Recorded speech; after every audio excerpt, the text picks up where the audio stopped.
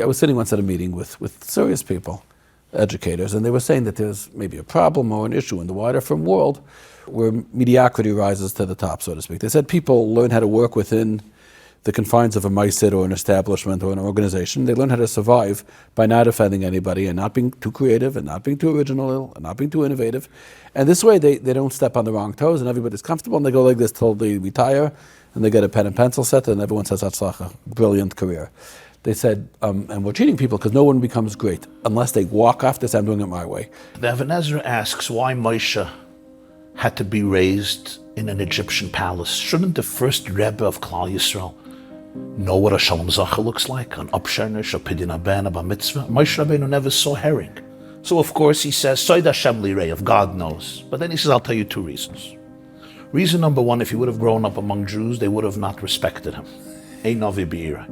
Every Yachna would have said, I remember your bris, I used to babysit. When did you become a Navi? Oh, when did you start hearing voices from God? That would be the end of Moshe Rabbeinu. But then he says, I want to say a second reason. He says, if Moshe Rabbeinu would have grown up among slaves, he would have developed a slave mentality. And he could never stand up and revolutionize the landscape of planet Earth. He could never stand up to the superpower and make a revolution. He grew up in an ambience of malchus, of royalty, of aristocracy. Such a person can change the world. I think that sometimes many of us feel that if we keep the people down, we as a community will be more successful.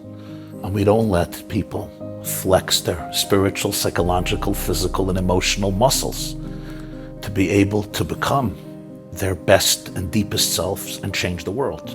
Sometimes there's a real concern. We're afraid, what are people going to do with that freedom, with that expansiveness? And we understand that because Messiah for us is divinely precious. Right? Rabbi Eliezer says in Gemara, somebody who says something not be Rabbi, the Shechina leaves.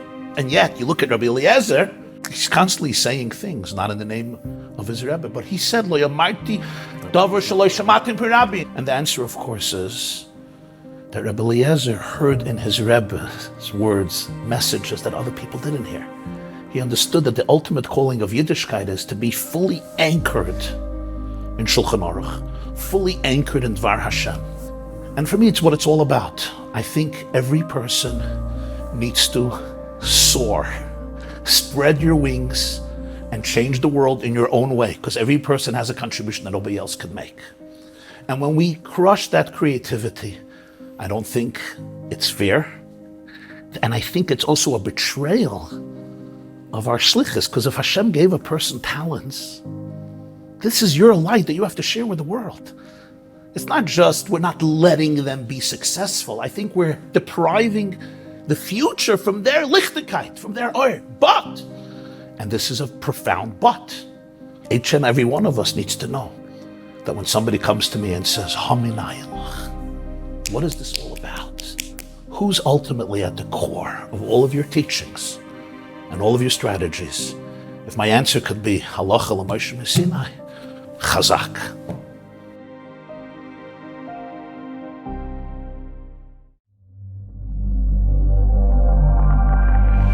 TheYeshiva.net